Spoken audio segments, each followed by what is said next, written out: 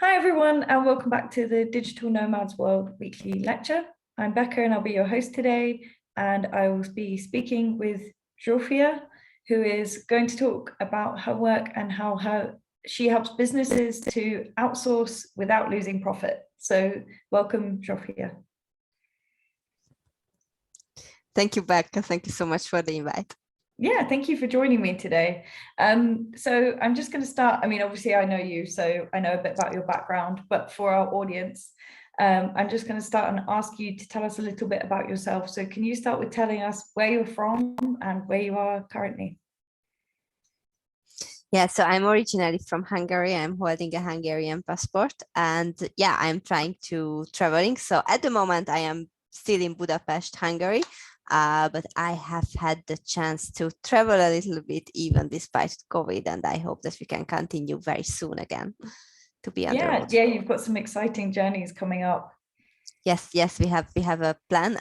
So we are heading towards Georgia, the country, of course. And as we are traveling by car, and I say we because I'm traveling with my husband and our dog. And our dog doesn't really fly because she's too big to go on the cabin, and I don't want her in the cargo. So anyway, we are traveling by car, and to get to Georgia from Hungary, we will go through Bulgaria and then cross Turkey, which is going to be, I think, an epic road trip in Turkey, probably lasting for a month. That's how we planned. And then we are going to arrive to Georgia, and we kind of thought that we will spend the rest of the year there. Yeah, that's really cool. And that's a great place for remote workers too. Yeah. So can you tell us a little bit about your work and what you do?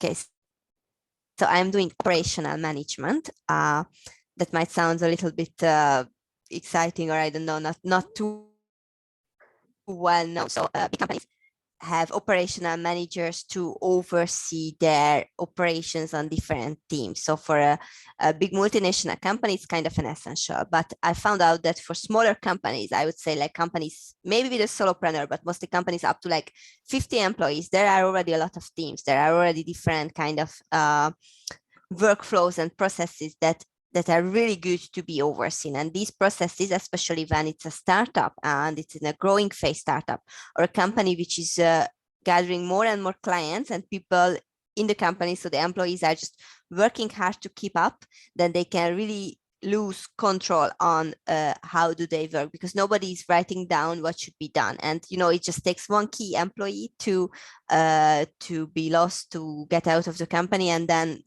there is no way to figure out what this person have been doing and how it was done, and what do we need to do to fill in the gap. So for that reason, I am helping companies to map out their processes and to make sure that they can work efficiently enough to save enough money. And naturally, because I'm working with small companies, it's so many times comes to outsourcing as well, because then when we map out the process, we realize that it can be done cheaper or more efficient with outsourcing. So in that time, I also help with setting up the process for the outsourcing, making the training, and helping through the outsourcing process as well. Yeah, that's really interesting. I think a lot of companies, well, I'd say maybe smaller companies or startups would definitely benefit from that, just having the extra help. And I think when you're starting something, you don't always necessarily realize how much you need that. Yes, because you start the day-to-day firefighting and you are keeping up for quite a long time. Maybe you are adding more and more hours of your day into work, or you are covering more and more things, or hiring more people. That's also possible, but without writing down what needs to be done, hiring is not necessarily helping, because when you hire someone, this new person has to either figure out by themselves what to do, or you have to spend, again, a lot of hours to train them. So I would say that for a startup who is already earning money and getting clients in, should have some sort of process improvement, process mapping already in place, which is of course always developing. So it's never like that we are done with processes. It's never like that. It always needs to be developing. But from the time you are having more and more clients, it's really, really worth, and it's really an investment into the future to focus on processes. That's my credo. Yeah, no, that's awesome. So you work remotely. Do you find that a lot of your clients are remote businesses, or do you have like a mix of clients? Yeah, I would say half half. I have clients who are more location based, so having an office, of course, whatever it meant during COVID. I think during COVID it was useful that I already had this remote experience, so they Yeah. could benefit from them.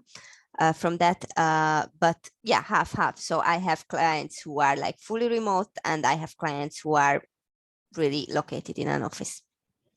And how did you first get started with this? Like, I guess, tell us a little bit about how you built your business. Did you start in Hungary? Were you location dependent, or? No, you wouldn't believe, but originally I am a historian. I studied history. I have these That's cool. weird wires in my head. So I think I look at business problems in a different angle. But then I studied finance, and I was working as a tax expert for a company where but it turned out that they need an operational manager, and I sort of became one out of, I don't know, necessity, or out of me being passionate about solving these kind of problems. And later on, they became my biggest clients, and I started to work remotely. But it has been always my goal to work remotely. I think for 5 years from now, I have been just, planning it, dreaming of it, try to work through how we can achieve it. And yeah, well, this with this new position I could get into, and to have my first big client, I could go remote, and then everything else, we're just coming like new clients and such. So how long have you been remote for? Or when was your first client that allowed you to be remote?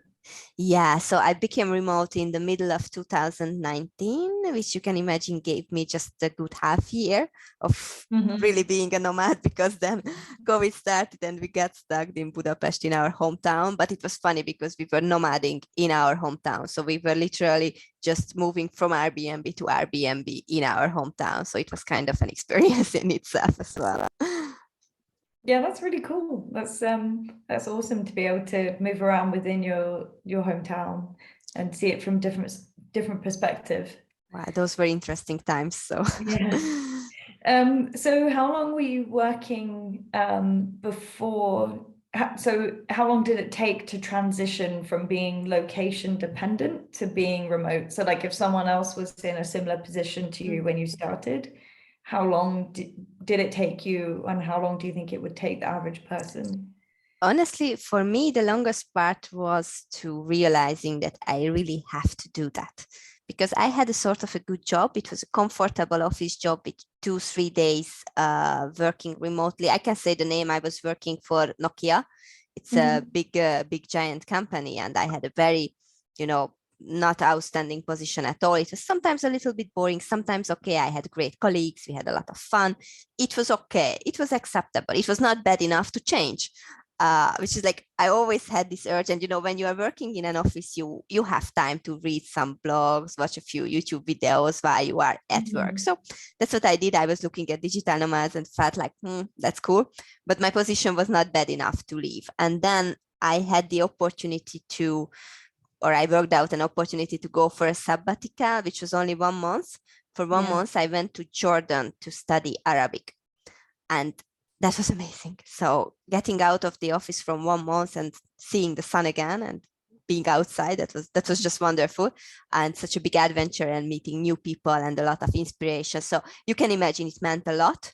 And I came back to Budapest, went back to the office at Nokia, and that was the moment when it became bad enough, when I felt like that, okay, I can't continue it again.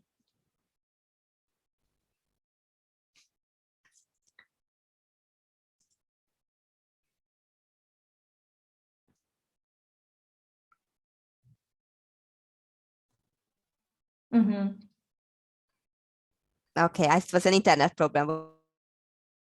What was the last thing you heard? Yeah.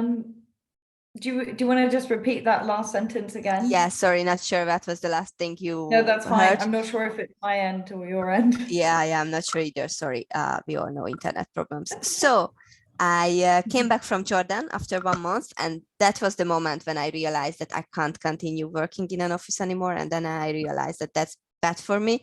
So then I resigned from Nokia and I started to work out a plan how to be a nomad. But it also took like a good 9 months. So I was working in other positions, and then I started to build up my business in the backend.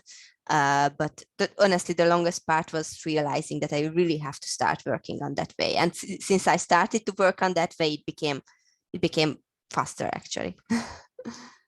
Yeah, I think that's the thing. I see that in, I think, quite a lot of our members. They're at a stage, like a pinnacle, where they could make the jump, but it's like choosing when to and how to, and kind of it's a difficult decision to make, to kind of give up what you know and maybe stability to then try something new. Yeah. And then comes like how you come out as a nomad for your family, for your friends who didn't go through this transition, who didn't realize how important it is for you, because that's all happening in you. So telling them that, okay, I'm just leaving. I'm just leaving my job. I'm going to travel. Not sure how often will I be here. Maybe I will, maybe I not. I don't know. I don't want to make this decision while I will be just, be on the road. And like everybody is like baffled, like why, how it cannot be, why you also thought that it cannot be in the beginning, but then you have worked through all these decisions and made sure that it can be, but now you have to prove it others that it can be and that it's good for you, and you are not doing it because you are abandoning them, you are doing it for your own good. So that was also hard a little bit emotionally to say goodbye, which is never a final goodbye, because for example now I am back here again, so they can meet me, but still it's always in the air that we are here just for a while, and then we will be on the road again. Would you say that was one of your biggest challenges of transitioning into remote work? Honestly, yes. It was so easy with my husband. He also was enthusiastic about it and still loves it. I would say he loves it even more than I do. So he really, really wants to be on the road as much as possible.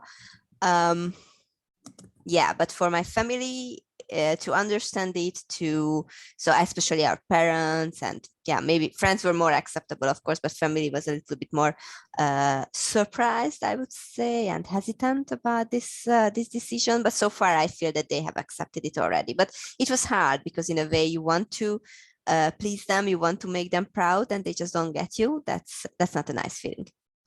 Yeah, I think that's something that I guess is perhaps more of a modern thing due to the internet. Like I guess it wouldn't really have been an option before to be remote and to be location independent with certain jobs. So the fact that that is now an option, I can imagine is difficult for some people to understand. Yeah. Yeah, I agree. That's probably also the difference of but it's not just age difference. I mean, it's just that if someone has never heard about it, and for the first time you are the first person, you are showing this to them, and that's not an Instagram page. So my life is not an Instagram page. It's not too pretty. It's just, general, normal life, which is weird in a way that I don't own stuff and I don't stay at the same place. Yeah, from an outsider perspective, I can imagine that it's a little bit unimaginable, a little bit shocking, and doesn't necessarily sounds like a sane decision, but it is. What were some of your other biggest challenges with transitioning into remote work? Unpacking our house. So we sold our place just recently, and yeah, saying goodbye for a house was a little bit hard. I was a little bit emotional. So when we bought this place, I imagined ourselves living there for years, and I don't know, having long plans there, and letting all of this go for a better plan. That's true, but still letting the previous plans go was quite hard. And then you had to deal with all this loads of stuff what you gather.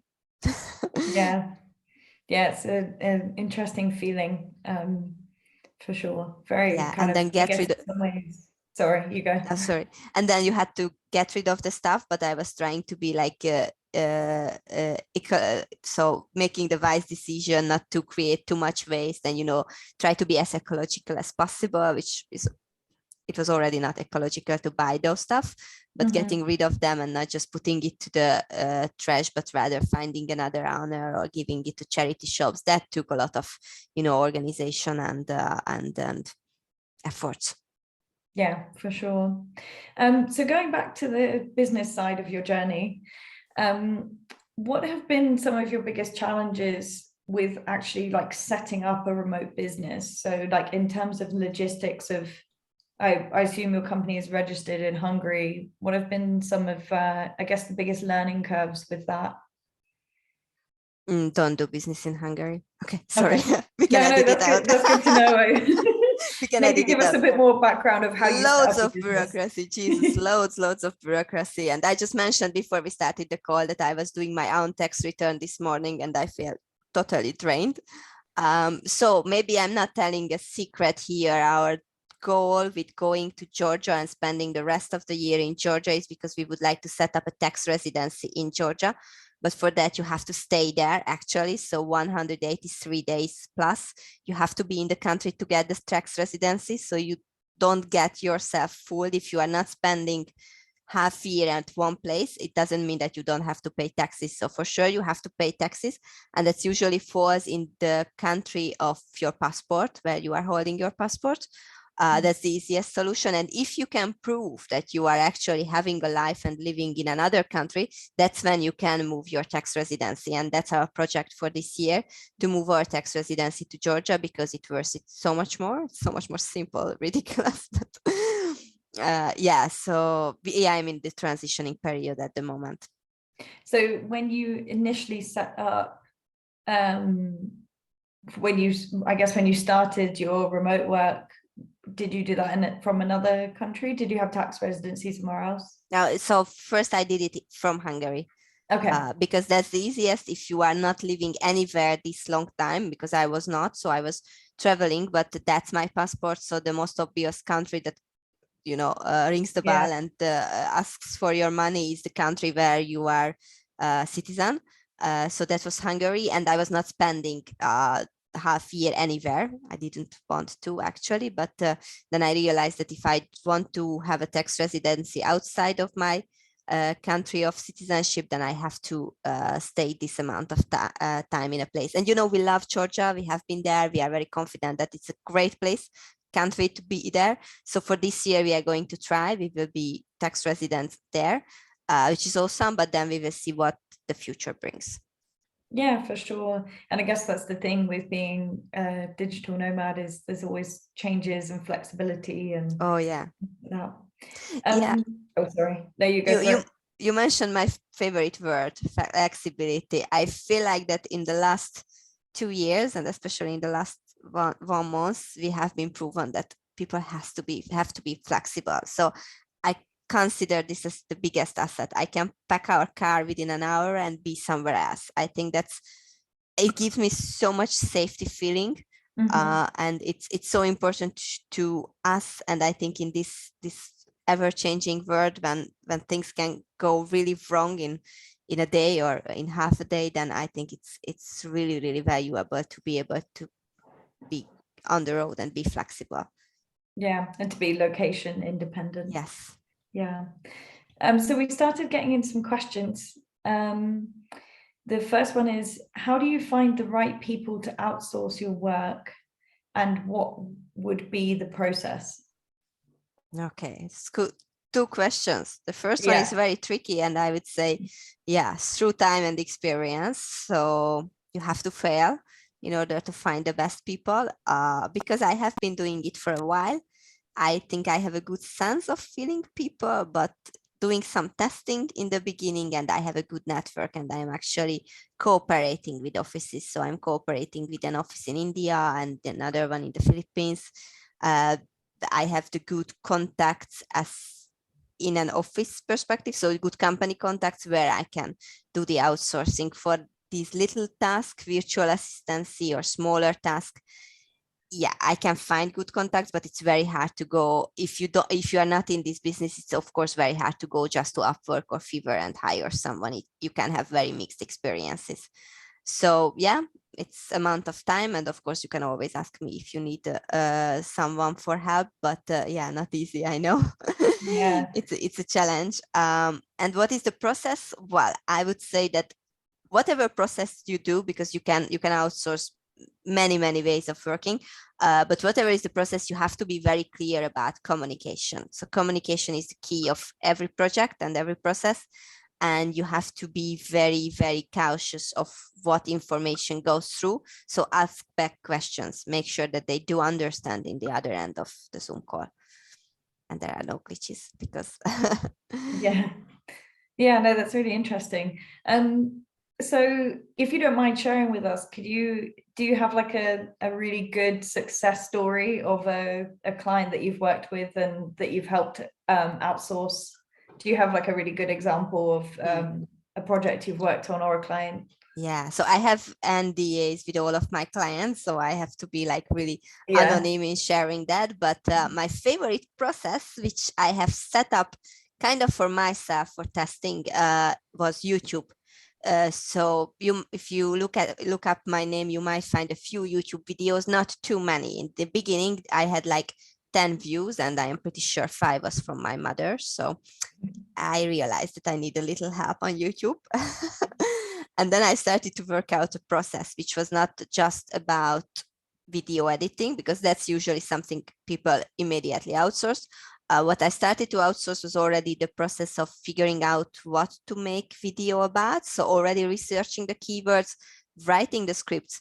I recorded myself, and then I had an editor who edited the videos, and that's the success part, actually, that I outsourced the part of marketing the videos. So then my view numbers go up to, like, I have a video with 22,000 views, which is a big difference, of course. And that was because we did a lot of external sharing. So we started to attract people from outside of YouTube, not just from the algorithm, but outside of YouTube, like Facebook and Quora, etc., Reddit, to watch my videos. And that process worked well, and I managed to sell it to other clients. So, and this is a plug and play process. So if you tell me that you are producing dog food, or you have a fashion channel, or you are talking about medical studies, or whatever is the topic, the solution is plug and play, and then the process works really well for any needs, because the whole team is very well trained and working well together. And then the client just gives the input, the recording probably, and it can go out and be really a successful channel. And I stopped my own YouTube channel because I don't have time for it anymore. So that was actually a really good example of a process. Would you say that most of those kinds of solutions you've learned by trial and error, or have you worked with other people that have kind of, I guess, guided and taught you? That varies. Of course, there has been a lot of trial and error, but I am blessed to work with really people as well. So it needs to be a mixture. Yeah, that's great. That's really cool. And yeah, I am a strict person. So I am a project manager kind of mindset. So I make sure that, we are earning money on what we are outsourcing, and that everything is in line. So yeah, that also takes my my approach of being structured and yeah. So we have another question in.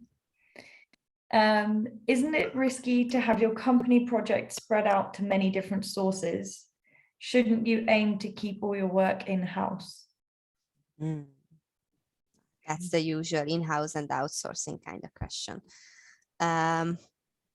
Even if you keep everything in-house, you can lose key employees. So the decision whether you outsource or keep in-house is, of course, in many ways a strategical and financial decision. And without seeing your business, I can't really advise which one to choose. But I can advise that whichever you choose, make sure that you have the processes documented, because anyone can win the lottery, even your best and most loyal employee. I don't like to use the word, I don't know, get sick or moving away from the company. Let's assume that they are winning the lottery, which is the best thing to happen, but they're not going to come to work on Monday, most probably. So you will need a backup. You will need a solution to step in. So in-house or outsourcing is totally up to the business, up to your strategy, but having process mapping and having efficient processes which will make sure that your employees are not burning out is really a necessity. So if I had to promote something for a business, I would say that it's operational management,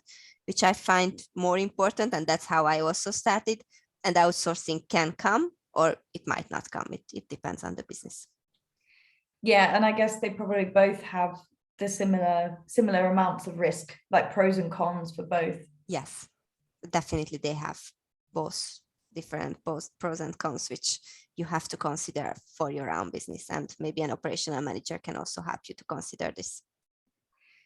Yeah. So I guess if you were working with a company, would you help them make that decision of whether to outsource or whether to keep it in-house? Certainly.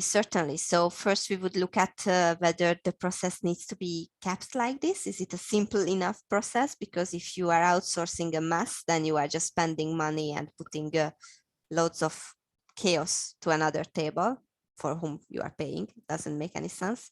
So first, this process needs to be cleaned up and figured out how it is efficient, and then it can be trained and outsourced if it works financially. I think an outsourced process should earn money, so you can actually check whether you are earning money on outsourcing. It can be that you are outsourcing some sort of overhead task like marketing. I think most of the small businesses are outsourcing marketing. It's usually not in-house or not fully in-house.